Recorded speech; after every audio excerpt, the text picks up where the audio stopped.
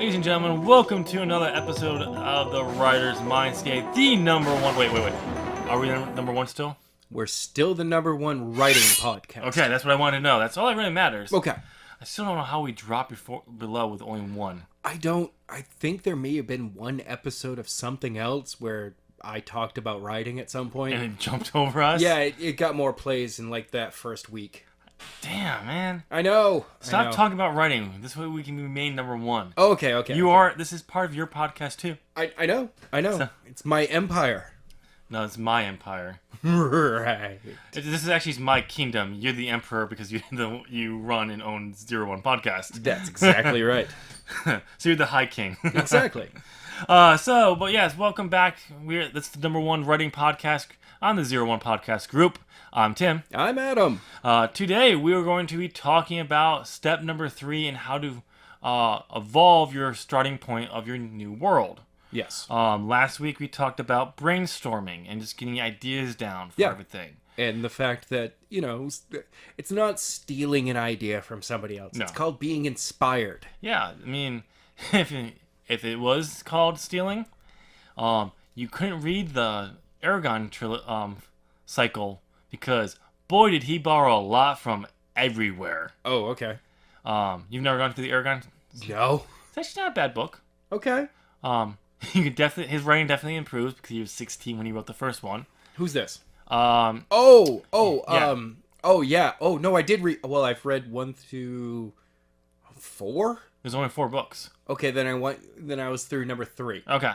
But yeah, because I know I didn't reach the end. Oh yeah, it was 3 because I was like, oh, it's a trilogy. And then they were like, there's a 4th book coming, and I was like, oh god, okay. Do you know why he did a 4th book? Well, there was an idea that he wasn't able to finish through the 3rd book type of thing. Because one of the things he had done in the 3rd book, the way the main character went about it, took so much longer than he thought it was. Yeah. Yeah. And so he's like, do I have enough for a 4th book? And I went through it. The ending's pretty good. Yeah. All right. But it is very much Star Wars in a fantasy world. Well, duh. And? I know. And the funny thing is, before we get back on topic, he actually said after he finished that, he's like, it's time someone told the story of the Lord of the Rings through sci-fi. The funny thing is, he's working on a sci-fi trilogy now. Sweet. It's going to be Lord of the Rings. If it was Lord of the Rings, that'd be awesome. There's going to be a small group of very peaceful people that need to take something to a very dark place. A black hole. And destroy it. That's it.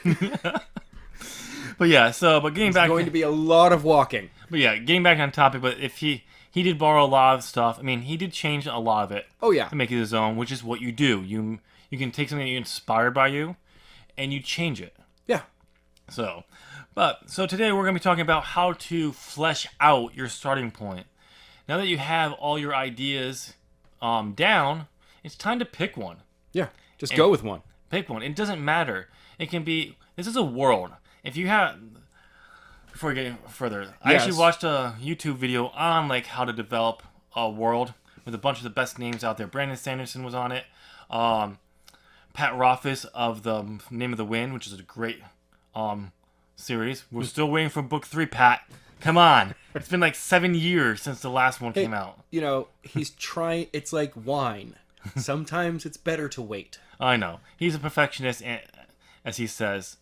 It's at this point, I think we've been actually waiting for about the same amount of time for the 6th book in the Game of Thrones. Probably.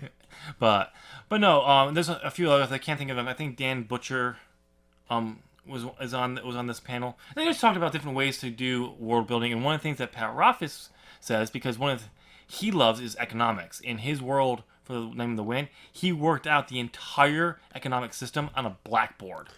Okay. Because he loves economics, and he's like, and the piece of advice I got away from this was they say, don't flesh out a full world. Those areas that you like if you like magic, cultures, food, focus on those things, and you can kind of flesh out enough where it's passable.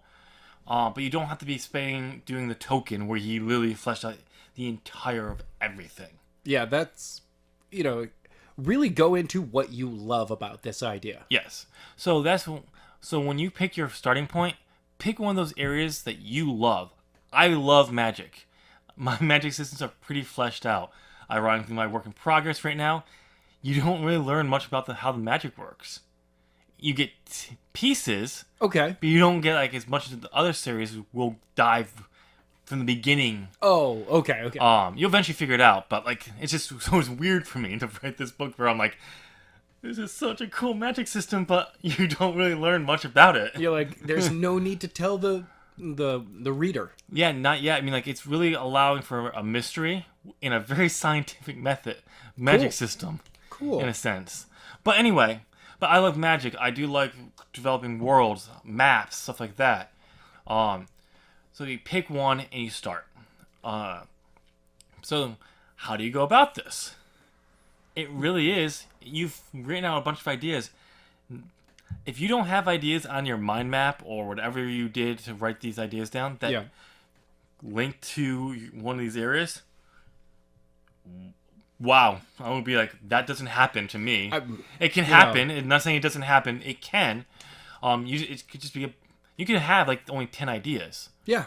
But here's the thing: start thinking of other ideas and continue that process so you have more. If you haven't done that already, but if you have a lot, what you need to start doing is start looking at all these different ideas, not as individual ideas. Now you gotta start looking at how these things can overlap and link. Because I know a lot of people who say, I have a lot of ideas, but they don't go together. Because you're looking at each individual idea as its own idea. Yeah, figure out how they link together. And you're like, well, this could work with this if this one thing happens. And you're like, okay, well, except that thing happens, so these two ideas can work together. And then keep snowballing like that until you just go, oh, I kind of linked everything together, and there is a cohesive story to this as to why events are going to happen. And another thing is that you can also do is like you may start coming up with new ideas. Yes, that will be directly with this new idea, which is great. That happens. You just gotta have a place to start. So pick something and start going at it. And here's the thing: I think a lot of also writers like to think is that once they use an idea, they can't use it again. It's a base idea. You can use it a million times over. Yeah, there's so many. You can... I mean, it happens in music all the time. You can remix anything. Oh, yeah. I mean, one of the things, if you want to be doing what Tolkien did and have one world, it does make it a little bit harder to reuse ideas. But this is your one world. Guess what? You've used that idea, though. Yeah. Now, maybe it's an idea that you want it to be more important. Put it aside. Maybe that can become the essence of a plot idea that takes place in the world. That will then link back to the method that you're going to be using in there. Or nothing. You just got to start looking at ideas differently and how they interlink with other ideas. And give time, more ideas come. Yeah. It can take a long time, though. Because you got to be patient, unfortunately. It sucks. I have as I've said a number of times, I'm a guy who has 1,000 ideas regarding stories every single day. Yep. How many do I actually write out? None of them. But I'll the ones that linger for more than 24 hours. Yeah, those are usually ones that are worth I'll write them down on a notepad. Yeah, those are the ones that usually are worth to keep investing in. And you're like, okay, well that was a great idea. Well, and then I'll explore that idea. I'll just be like, okay, well, what's going on in this idea? Actually, I came up with an idea today. Yes. Based on a concept I was telling a coworker. This may offend some religious people just because based on the idea. Okay. So this is not meant to be offensive to anyone's beliefs or anything, but it's just based on this idea. That's how I came up with this idea. All right. What if Earth is hell, and people who say they are not going to hell are the ones that weren't actually saved in reality. Oh, we're already there. Yeah. Well, when they died, they thought they were going to heaven, but they actually going to hell, but they still think they're going to heaven because they don't realize it. That is a very deep and philosophical... yeah. Ladies and gentlemen, Deep Thoughts with Tim. Yes. This is what you get. What if we're all in hell already? This is what you get On the oh wait, that's a different joke. Yeah. Never mind. But no, that was just an idea. I scrapped the idea of the people I was talking about because I didn't want to get too focused on it. But then I came up with a different idea based on that, and I wrote it down. It's my pocket. I'll let you see it after the podcast. Yeah. Because I'm not sure if it's going to go into this story world that we're developing now. I think it's actually going to be used for something else, but Yeah. I haven't decided yet. But anyway, ideas come from left and right. You can be inspired by pretty much anything. I got an idea for a weapon for an anime series I've been working on since 2002, based on a tripod laying on my floor one day. See? And I'm like, oh, that's a cool looking gun. There you go. That's a projectile weapon right there. And you're like, well, how would it work? Yeah. And it's like, I'm like, oh, 3-barrel gun. I mean, it's nothing new. Oh, I would have gone with a laser weapon of some sort. Oh, it's somewhere like that. And then I would have been like, well, what would you use this against? And then the idea of what that, and that's how my ideas snowball. Yep. And then next thing you know, you and I are hanging out one afternoon, and I've told you a 20-minute story, and you're just like, what? There is too much detail in there. And I'd be like, yeah, I just totally came up with it an hour ago. Yeah, 20-minute story that took 4 hours because... I don't know what you're talking about. It's never taken 4 hours for me to get through a story. So 6 hours? You know, whatever, man. But yeah, no, I'm the same way. When I start telling people my ideas, like... because I know they're never going to sit down and write them. Oh, yeah. It's like 4 hours. Because there's so much detail in there. It's like... Yeah. But getting back on point. Okay. I do want to give you, our listeners, a method that they can kind of follow. That can help with this. Okay. There's a method out there called the Snowflake Writing Method. It's by Randy Ingermanson. Okay. He's a published author. Traditionally, he's now doing some stuff as an indie author. Well, I'll give you the information and I'll put it in the down below. I'll put it in the link. Yeah, put in the link. I mean, in this description. But he's a programmer by trade. And all right. He has these manuals of how he had to go about. He goes about developing software, and he took it one day, that method, and he broke it down for his writing, and it became the Snowflake Writing Method. Basically, if you look, the concept is if you try to draw a snowflake, you start with a triangle, and then as you keep adding triangles, and eventually after 10 steps, you get to the point where you can't really see the original triangle, or any of them in particular. Yeah, because you start there. But even if you start adding on the small detail, it's so small the human eye can't see it. Right. But it's a very cool visual as a way of layering a story, and each step builds off the last. So while this is meant to write a novel, I want to give you a few of the steps that you could be using towards developing your idea. The starting point of your world. Okay. The first one is one sentence. So for Randy is you're using a one sentence to display the plot. This could be a one sentence of what you are thinking of this area. So if you're using magic, what is the essence of your magic system? If you're doing more, just the first one you're starting with. Yeah. In one sentence. And it has to be within 10 to 15 words. No more than 25. Okay. Because now for this one, it doesn't. Who's writing a 25-word sentence? Usually, novices trying to get their plot in one sentence will use a long sentence. I mean, you can do it in 4 words. The idea is because the reason why Randy puts the limit on here is because for the plot is for a marketing term for the novel. Oh, okay. So to tell your plot of your novel in one sentence, if you're talking to an editor one day, bam. Great marketing tool. Yeah, they can then use that true. to sell it up if they want and go for it. This is just to get you started. Then step 2 is you take that sentence and you turn it into a 1 paragraph of 5 sentences. Okay. And then you turn step 3, you take that paragraph of 5 sentences and you turn it into 5 paragraphs each, 1 for each sentence. Okay. And then you can do, if you want to go even further, you then take those 5 paragraphs and you turn to 5 pages, 1 for each page. 1 paragraph for 5 pages. Yeah. Okay. No. Yeah. One page for 1 paragraph. Oh wow. Okay. Okay. So at the end you have 5 pages. The All reason right. why he's doing this for the novel is because you're getting an actual synopsis of your complete novel, which can be helpful in the selling of a book.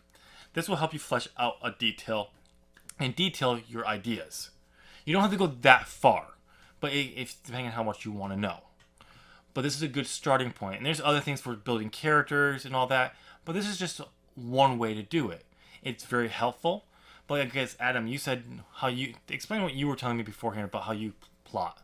Oh, how I plot? I actually... So I see it visually. Yeah. I'm a very visual person, too. I also, like... You click the camera turns in. Well, it's so weird. So I'm one of the... I don't know. A minority of people... Yep. That can read a screenplay and immediately picture it on screen. That's cool. I mean, it's one of those that I'm just like, okay, I see it. I've never actually been able to read a screenplay. Also, I've never tried it, so I can't really say I can't do this. I mean, stage play, screenplay, but yeah, it's very it's a dialogue driven, and I'm just like, okay, they say, it's such and such background. They're like interior, afternoon, living room. Yep. I immediately picture what this living room is. Cool. I'm like, I know that there's a TV, a small fireplace, a sectional couch, all in this room. Oh, and two bookcases. Without any no other information. I've decided that that's the detail my mind immediately gives to it. Nice. So when I write out plots or any of that information, that's how I write it. That's I'm cool. like, it's, I give you the setting, and then I go, these are the characters, and this is the action. So to give you just a better example, just so you can our listeners can get some ideas for this. I'm stealing the plot, the concept for Harry Potter here, just because. Okay. If you came up with the idea, an orphan boy comes up with, an orphan boy finds out he's a wizard. Yes. You then that first thing is the first thing you come up with. Your ideas would start popping out, and you start writing down. I'd be like, well, where is he? Yeah. When does he find this out? It's like, and those are like, it ends up being key scenes. What's his first day at school? Yep. What's his, and I like, that's how I plot it out. And I go, okay, well, at the end is going to be the end of the school year. Yes. It's like, all right, it's going to be his first year. The first book, the first idea is his school year. Yeah. I'm like, well, what's his school like? What's his home life like? Does he talk to his parents? Does he have parents? Yep. It's like, oh, I've already answered that by he's an orphan. Yep. So he doesn't have parents. Well, does he live in an orphanage? Does he live at the school? Is he a ward of the wizardry world? Yep. What kind of life does he live? And then I'm just like, okay, well, what are the key moments that are going to happen through this year? And one thing I want to jump on that you constantly said was what. Oh, yeah. What is who, what, where, and why. And do you sometimes use a what if in there? Oh, God. That's part of my what's. Yeah. We already covered the what if at one point. But no, that's cool. I like that idea. But so this is just to get you guys started on how to start developing your ideas. Yeah. And you take this to its end point. Don't feel bad if you get to a point where you just get stuck and you just start... I mean, personally, I get bored with a bunch of my own ideas. Yeah. And I just go, all right, well, I'm going to set them off to the side. I mean, Tim, you've seen that I have a pile of legal notepads that have 4 to 5 pages written on it of an idea, a notebook, it was a 5-subject notebook that is pretty much filled of an idea. Yep. That I've done nothing with them because I reached my end with them. I was like, yep, that's done. Like, I don't want to develop it any further. Nice. And then there's other ideas that I've come back to and just been like, ooh, why did I stop? And I was like, oh, yeah, well, that was during that time. Oh, totally understand why I stopped. Yeah, it's one of those things where if you get stuck, don't feel bad. Pick a new idea in this world to start developing and continue. Eventually, you'll come back to this because you'll get new ideas how to finish it. We'll dive more into that next week because that's actually what we're going to be covering specifically on that. Okay. Any final thoughts? Always just come up with ideas. Just keep going. Hey, well, what's over there? Yep. Some of the best ideas are like, there's always that line in the sand. You're like, well, you don't cross the line. You're like, yeah, but there's a good idea just to cross there. It's wild. It's crazy. It's offensive, but it's over there. Yeah. Wait until you listen to our discussion on our starting point. Yeah. I went way out there. I know you did. I kept saying, here's the line. I crossed that line. You're like, okay, we're not going to go past this. I crossed that line. You cross it again. I keep going and going, and you're just like, Tim, we're never going to go there. But I want to know what's out there. Exactly. And you're just like, stop. You're like, I just want to focus here. But yeah, that'll be, just so you know, we'll be posting that discussion recording after next week's episode at some point. It may be immediately after, it may be a day or two or a week, but it will go up at some point. I don't know. I'll post it eventually. Yeah, but it will go up. Yes. Other than that, if you made it to the end of this video or audio with a picture on there, yeah, give us a thumbs up. Yeah. Tell us your thoughts down below on how you flesh out your ideas. Other suggestions for people. If you have any questions like that, make sure you subscribe. Hit that notification button so you know when we post. A 01 podcast group posts new videos. Yes. And I can't think of anything else. I mean, just remember, guys, you're all awesome out there. Oh, you are. And tell a friend. Yes. All right. Good night. See ya.